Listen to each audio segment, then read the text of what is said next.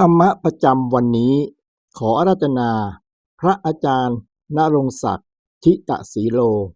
เจ้าอาวาสวัดพระธาตุภูเพกอำเภอพรรณานิคมจังหวัดสกลนครนำเอาธรรมะที่พระอาจารย์ให้แก่ลูกศิษย์ในทุกๆวันออกมาเผยแพร่โดยใช้ AI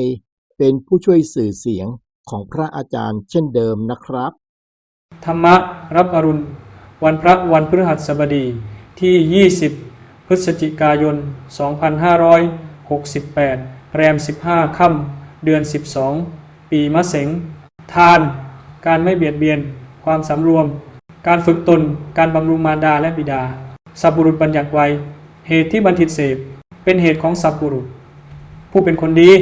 เป็นพรหมจารีบุคคลผู้ที่เป็นอริยะสมบูรณ์ด้วยทัศนะการเห็นด้วยปัญญาย่อมถึง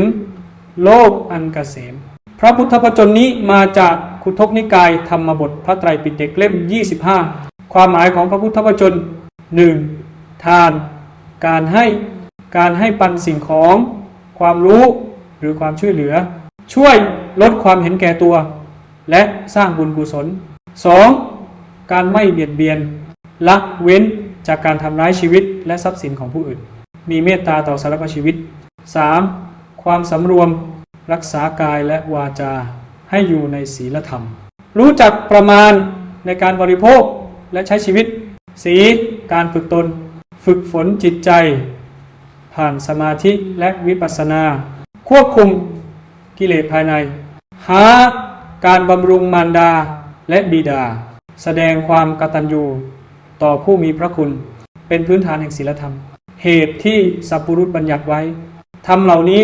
ได้รับการยกย่องโดยสัพบุรุษคนดีเพราะนำมาซึ่งความสงบสุขส่วนตัวและสังคม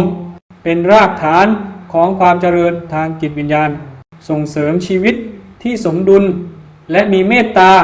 ผลแห่งการปฏิบัติผู้ที่ปฏิบัติตามหลักธรรมเหล่านี้อย่างสมบูรณ์เป็นพรหมจารีบุคคลผู้ประพฤติธรรมอันประเสริฐเป็นอริยะผู้ไกลจากกิเลสสมบูรณ์ด้วยทัศนะมีความเห็นถูกต้องตามความเป็นจริงย่อมถึงโลกอันเกษมบรรลุพระนิพพานอันสงบสุข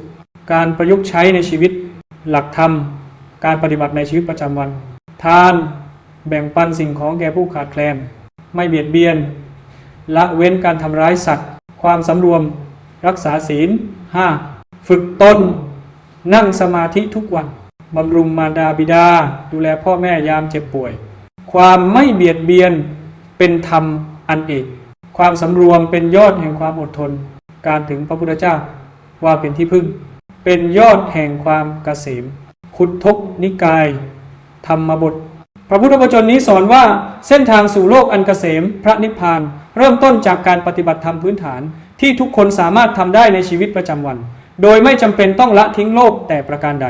ทานเมตตาไม่เบียดเบียนสำรวมเพียรฝึกตนไว้บำรุงแม่พ่อด้วยใจทางสู่ไกลนิพพานพระอาจารย์ณรงค์ศักดิ์ทิตสีโลวัดพระธาตุภูเพกอำเภอพรรณานิคมจังหวัดสกลนคร